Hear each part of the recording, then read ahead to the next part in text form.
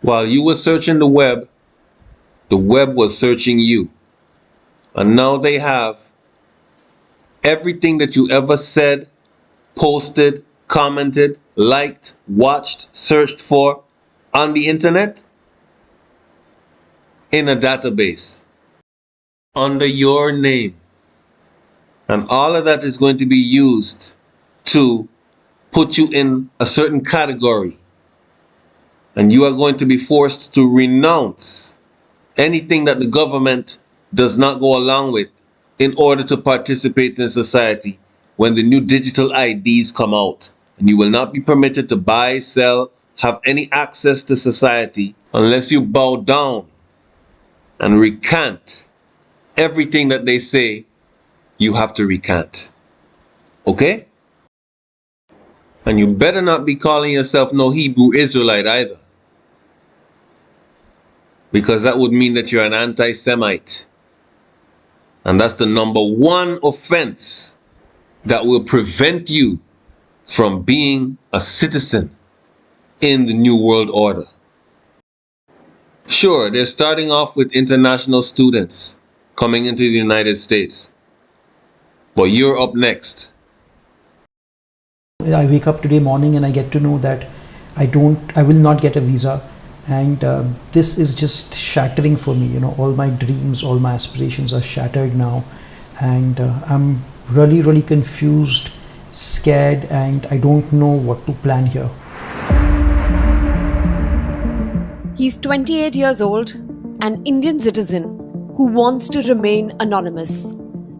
It's just very odd, we students have worked hard, we put in so much of effort and time into our applications, and then we have, we just decide our careers like this. Just overnight, you change a policy, you change a rule. This is just not acceptable. This is not how you can play with the lives and the careers of students. These are universities, they need to help us, they need to support us. A dream built on hope, stopped by the stroke of a pen, and he's only one of 10,000s of students left in the lurch.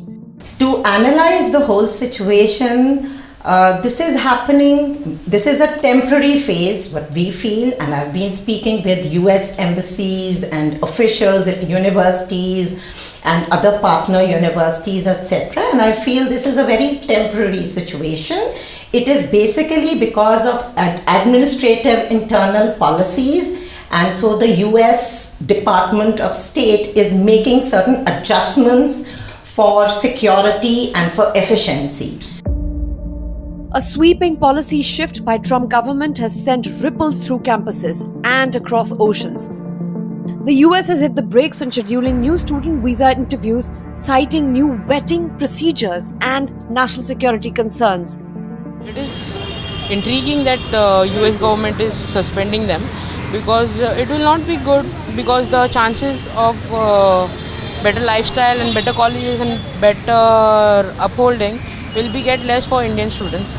Otherwise, yes, I am shocked, because if they are going to deport the students back to India, the chances are the college will get more students, and then where will other students go who have not applied for the colleges, or there will be less seats. There will be less seats, and students will be messed up and where to go and what to do. That's why I'm little upset about this. The change is with immediate effect.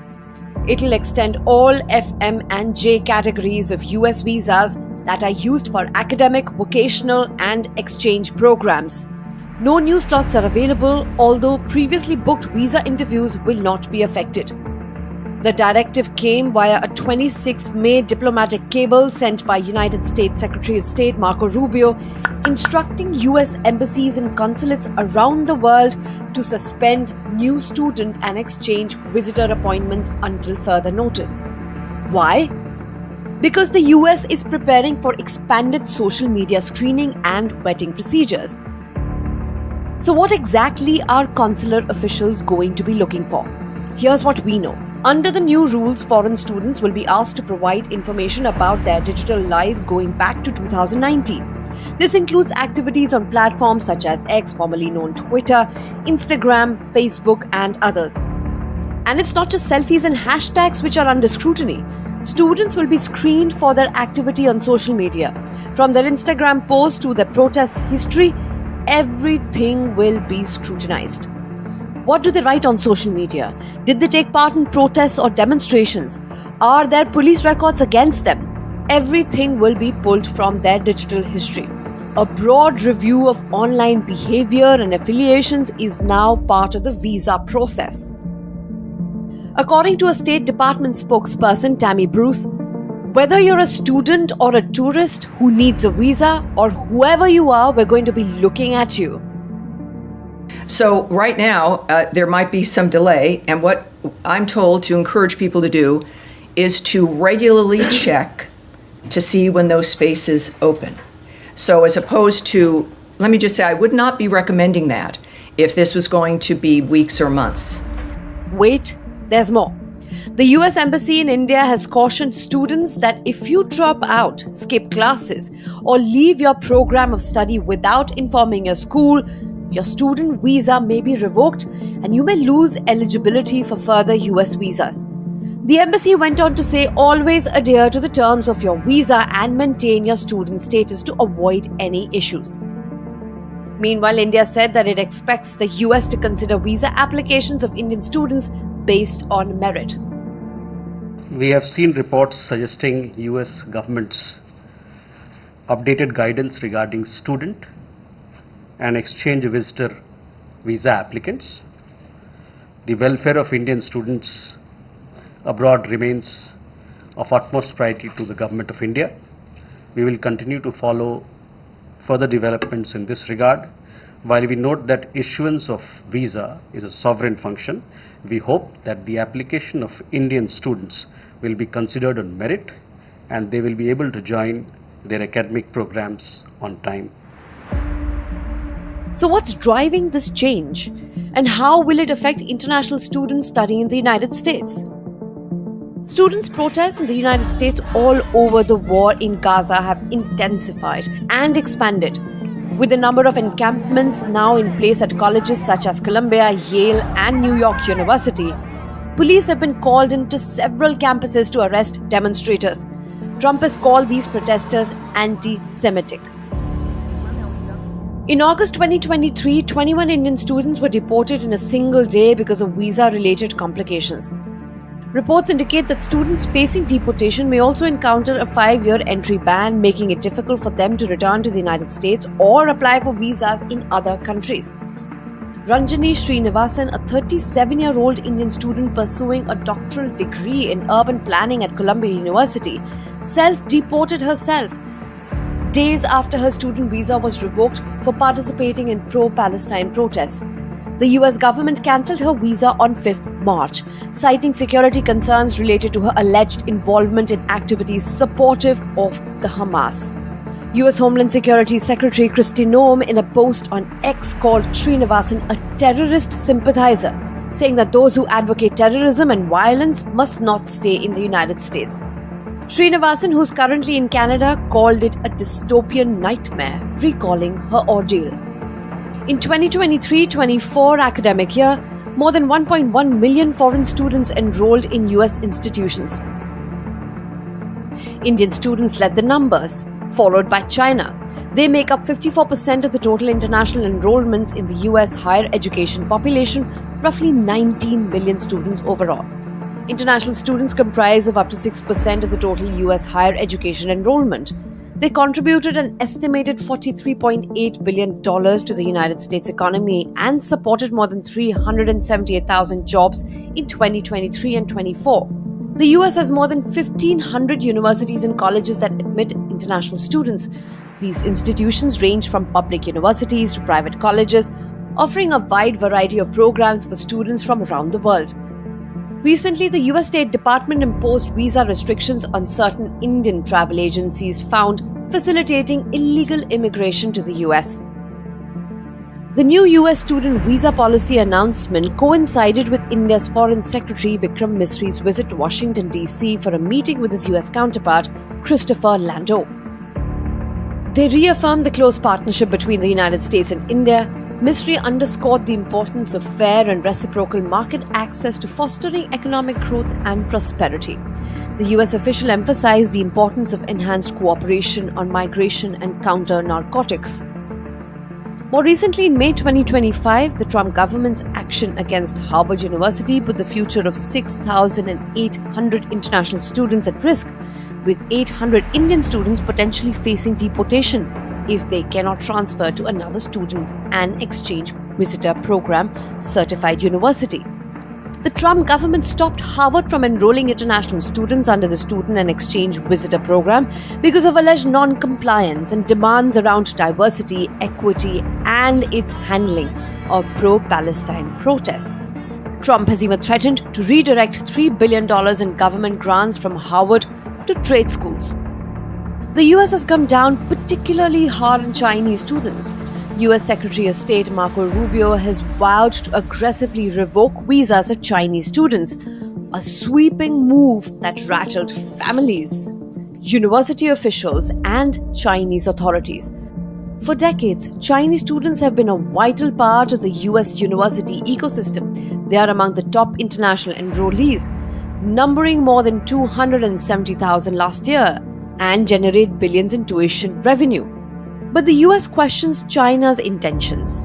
At the heart of the crackdown is a deep suspicion in Washington, D.C. that Beijing uses academic exchanges to steal US technology and research. Recent decades have seen a steady flow of Chinese students into the United States campuses, especially in STEM education, a pipeline of talent and expertise that's been a boon to US universities and its industry. For the Trump government, that flow now looks like a national security vulnerability. But this is not limited to education itself. It's more about students turning into spies accused of espionage, to which multiple Chinese students have been accused in the past decade. Take the story of John Rogers, for instance. Rogers is a former senior advisor at the US Federal Reserve who was indicted on charges of economic espionage. He allegedly shared sensitive US financial information to Chinese intelligence operatives. The indictment, unsealed in January 2025, outlines a series of interactions beginning in 2013 when Rogers was approached by a man posing as a Chinese graduate student interested in US monetary policy. Announcing the new crackdown on Chinese students, Rubio said that the United States would target students, including those with connections to the Chinese Communist Party or studying in critical fields. State Department spokesperson Tammy Bruce has made it very clear that the United States will not tolerate exploitation of US universities by the Chinese Communist Party or theft of US research and intellectual property.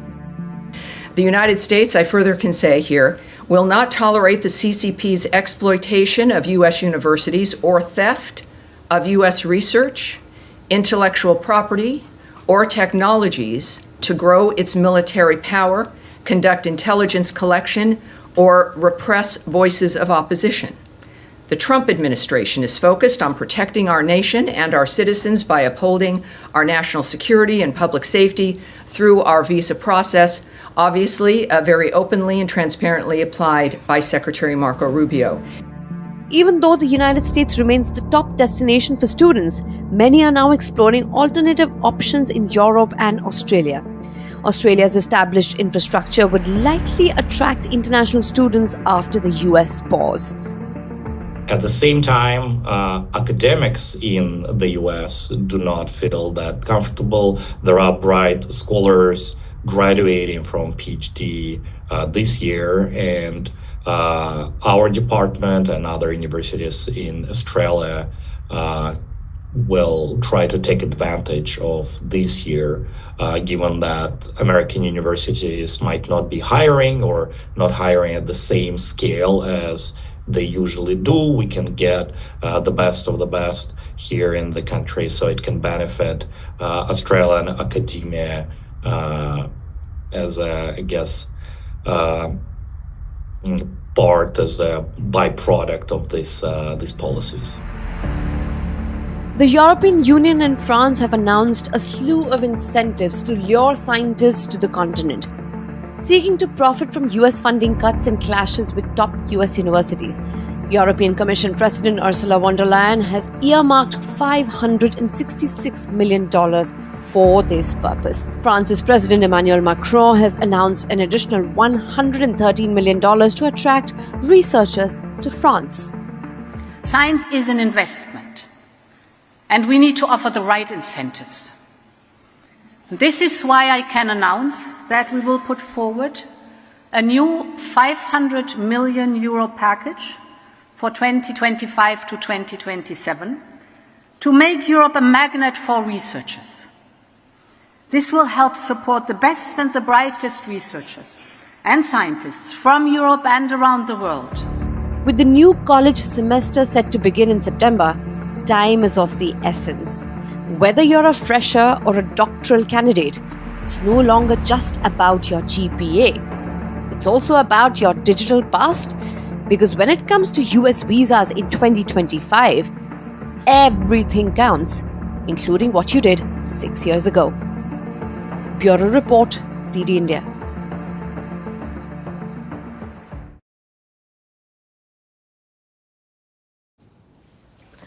Now let's talk about Trump's America and the students who dream of studying there. They're in a soup. Imagine this. You've cleared the tests. You've been accepted into a top US university. You've paid the fees. You're prepared for a new life abroad. But then comes the anticlimax.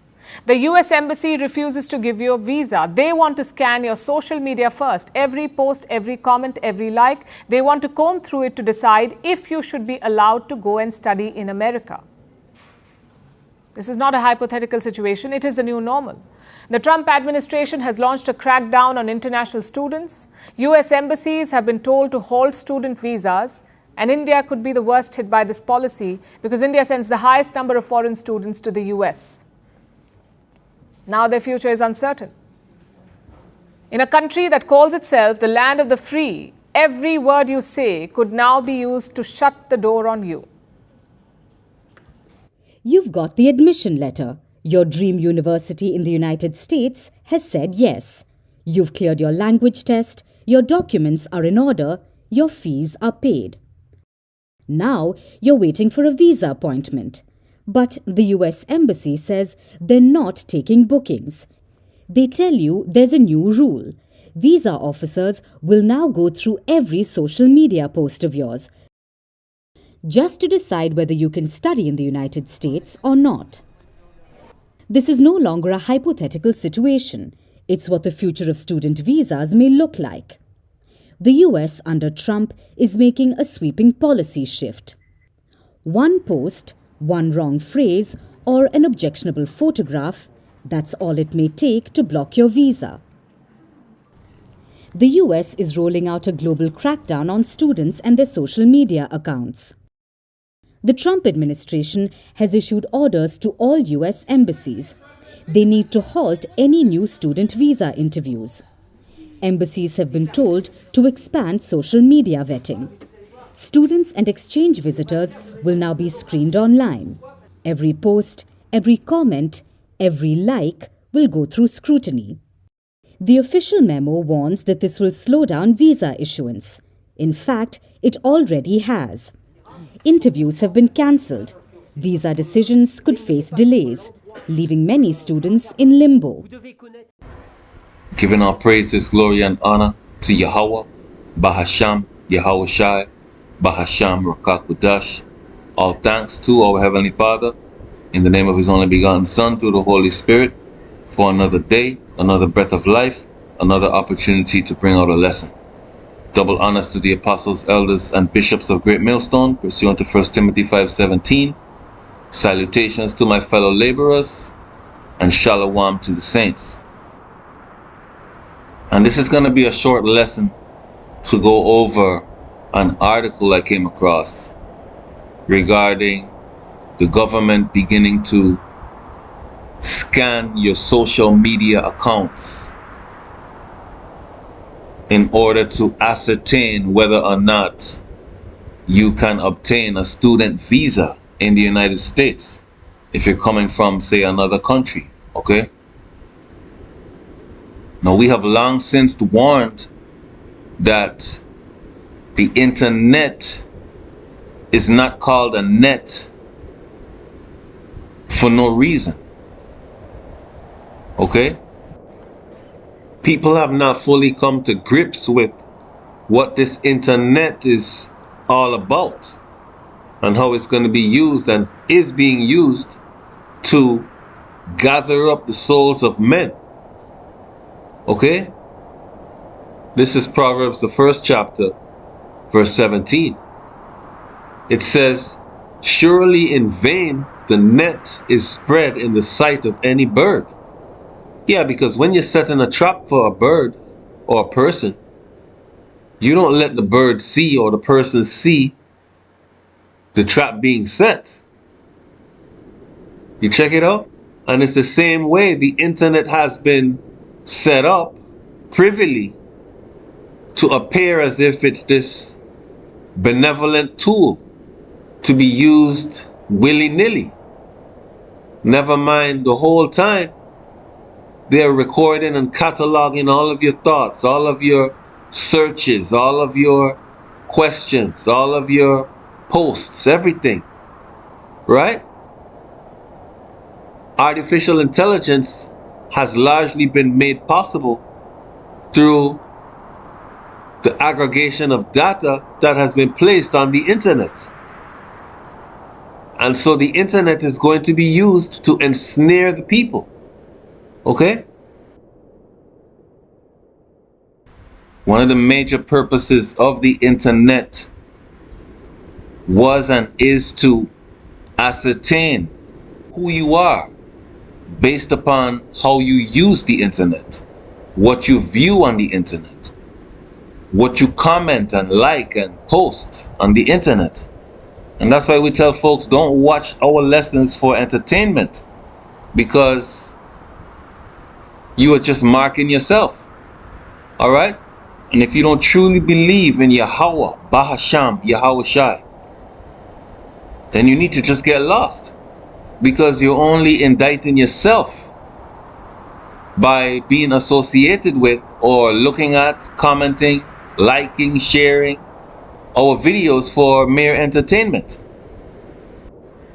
Those of us who have the full understanding of this gospel and understand the sweet as well as the bitter parts of the truth, like you talk about in Revelation 10 and 9, we know that we are going to be made into public enemy number one because of the testimony that we hold, because of this divine truth that we believe.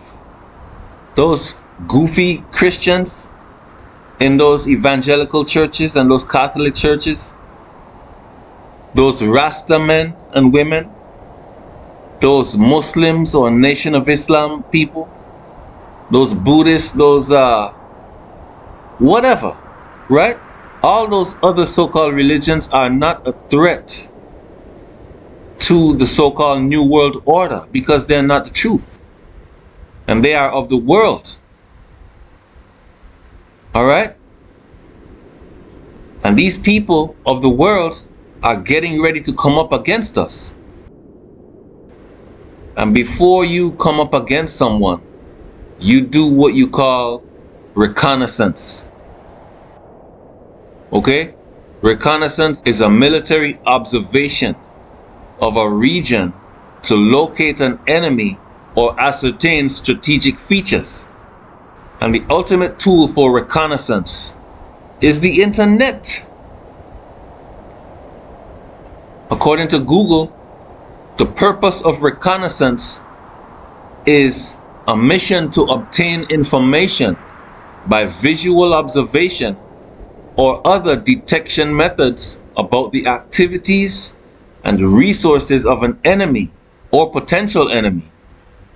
So if you want to get to know someone, even on a personal level, all you have to do is see how they use social media, what they view, what they post, what they like, etc. Right? Whether it be Instagram, YouTube, TikTok, BitChute, whatever.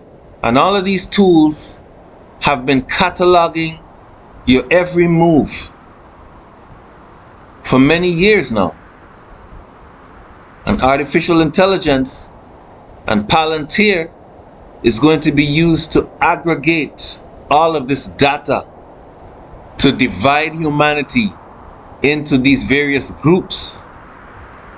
And again, public enemy number one of this world and this new world so-called order is going to be those who are immersed in this Hebrew Israelite ministry.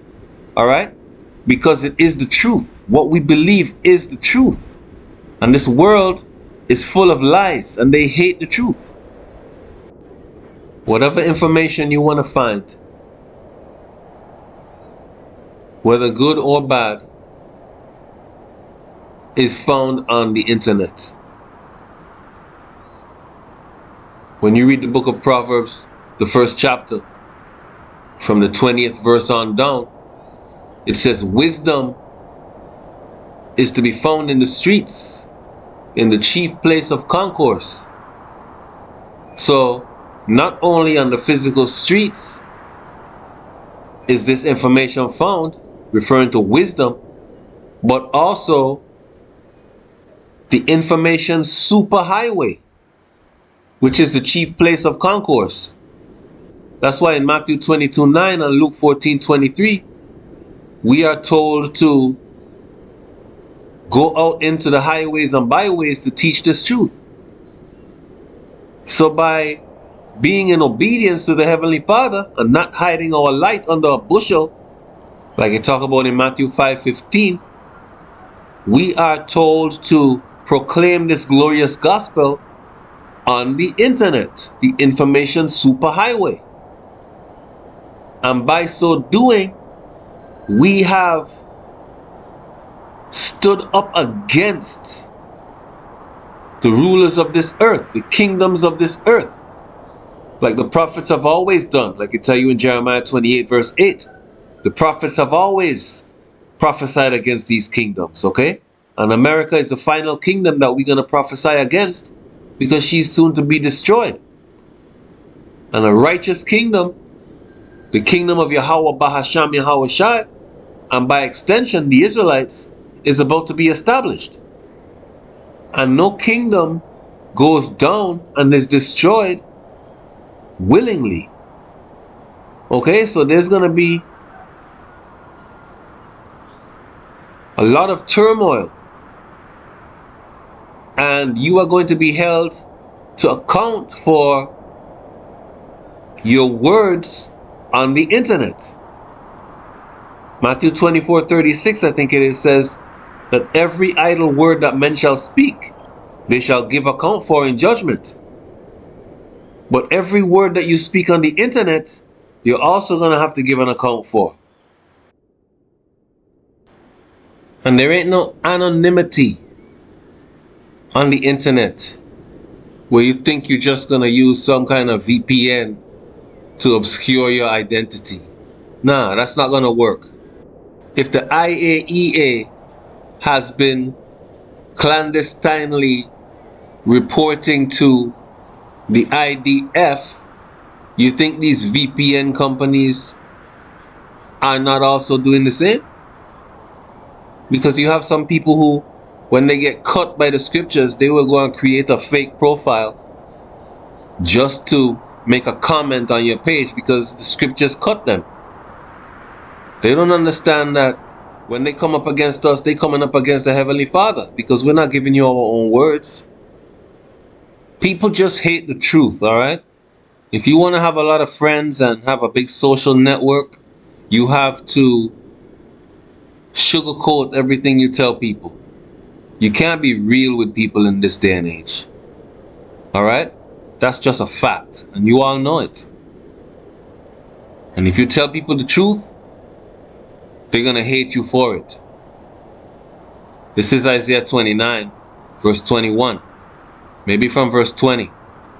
For the terrible one is brought to naught, and the scorner is consumed, and all that watch for iniquity are cut off, that make a man an offender for a word, and lay a snare for him that reproveth in the gate.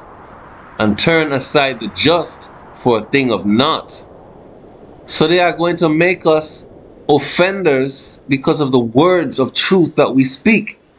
They're going to label us domestic terrorists for preaching this gospel. We already know that. This is Matthew chapter 10, starting from the 17th verse. But beware of men, for they will deliver you up to the councils, and they will scourge you in their synagogues. And ye shall be brought before governors and kings for my name's sake, for a testimony against them and the Gentiles. But when they deliver you up, take no thought how or what ye shall speak, for it shall be given you in that same hour what ye shall speak. For it is not ye that speak, but the Spirit of your Father which speaketh in you. So we already know how our words are going to be used against us, okay? These laws that they're putting into place and this legislation that they're coming up with to scour your internet usage and all of your comments and posts and videos and emails and everything else, we already know that that was going to be a part of this whole thing. This is no surprise to us. Perhaps it's a surprise to some of these people who started out teaching the truth but have since backtracked because they see persecution on the horizon. You check it out? But it's going to have to be important for you to remember that even if you've done nothing, said nothing, commented nothing, maybe you haven't even watched any videos regarding this truth, they already have everyone in a genetic database to find out who you are pursuant to the scriptures. So if you are an Israelite, regardless of how you might look on the outside, you are still public enemy number one, just by virtue of the blood that's coursing through your veins. And like the saying goes, if you don't stand for something, you fall for anything. So we are choosing to stand for Yahawah, sham, Yahawashi, knowing that persecution is a big part of this walk. And it's coming. Revelation 12:12 says, matter of fact, let's get it. It says, woe to the inhabitants of the earth and of the sea, for the devil is come down unto you, having great wrath, because he knoweth that he hath but a short time. So it's going to be mayhem out here, all right? And they're going to be coming up against us because of the testimony that we hold. This is Matthew 24:9. Then shall they deliver you up to be afflicted, and shall kill you, and ye shall be hated of all nations for my name's sake. You see that? We are going to be hated of all nations, including our own nation. Why? Because we believe this truth. And this truth is diametrically opposed to this world. Your Christianity, your Buddhism, your Islam, your Hinduism, your Rasta, your atheism, all of these things are of the world. All of these things are of the world. That's why the world does not have any real hatred for these things, because all of these different things can coexist together in this wicked world. But the truth of the Bible, not talking about that watered down Christianity either, because that's part of the world just as well. The truth of the Bible is against this world. So the people who love this world, they are going to hate those of us who are telling them that this world is coming to an end. Okay? And righteousness will be exalted in the earth. But they don't want to hear that. They want this wicked place to continue because they love it. We hate it. Okay? And the feeling is mutual. So the whole world is going to come up against us, starting with the heathen nations, but also 2/3 of our own people, which comprise the wicked world, the world of the ungodly, like it speaks about in 2 Peter 2 and 5. But this is John chapter 15 from verse 18. If the world hate you, ye know that it hated me before it hated you. If ye were of the world would love his own. But because ye are not of the world, but I have chosen you out of the world, therefore the world hateth you. Verse 16.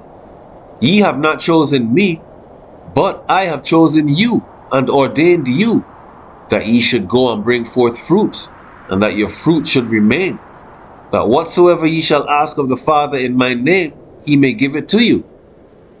So, the world is going to hate us. It already does.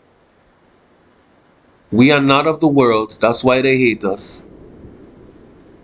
And this is just something that we're going to have to bear. And if you're sincerely in this truth, then you have already started to bear that. People don't want to be around you. They separate you from their company because they don't feel comfortable around you. And guess what? We don't feel comfortable around them either. This is Luke 6:22. It says, Blessed are ye when men shall hate you, and when they shall separate you from their company, and shall reproach you, and cast out your name as evil, for the Son of Man's sake. Yeah, they're going to come up with all kinds of things to say about you, man. Oh, he think he's this, or oh, he think he's that. Or he's a fanatic, or he's a conspiracy theorist, or... they're going to come up with all kinds of things to come up against you with, man. But this lesson is to bring awareness to the fact that they already got you. They already caught you in the internet. What you thought was just a tool for you to get information and do your research and whatever the case may be. While you were searching the internet was searching you. And now it's going to be used against you. Okay? It should be noted that they don't care if you talk about East Indian people, African people, Chinese people, even so-called white people. They don't care if you say anything negative against them. But if you say anything negative against the Jews, those people over there in Israel today, those who say they are Jews and are not, then you're going to be in an awful lot of trouble. I want you to think about that. Just think about that for a moment. Like the saying goes, if you want to know who rules over you, then just find out who you're not allowed to criticize. Right? They're starting off with these so-called international students, but it's going to come down to it where everything is going to be aggregated onto your digital ID. And your status in society might come down to you renouncing this truth in order to activate your entrance into society through your digital ID. And what you gonna do then, huh? When you can't keep your job, or you can't travel on an airplane, or you can't access medical care or dental care, or you can't go to the grocery store and buy anything unless you denounce this truth. What you gonna do then, huh? What you gonna do when you can't even stay in your own house that you think that you own? Even though you don't owe any money on it, you still have to pay taxes on it, and you have to pay digitally. But not only do you need to have the money to pay on your account, but you also have to be in good social standing with the government in order to access that money. Are you going to be put out of your house to stand up for this truth? Or are you going to capitulate and say, oh, the Lord will understand, and bow down to the system? We all about to be tested, man. We all about to be tested. Alright? So, Yahawah willing, this has been an edifying lesson, relevant unto salvation for the hopeful elect. Giving all praises, glory, and honor to Yahawah, Bahasham, Yahawashi, Bahasham Rakakudash. And with that, we say Shalom.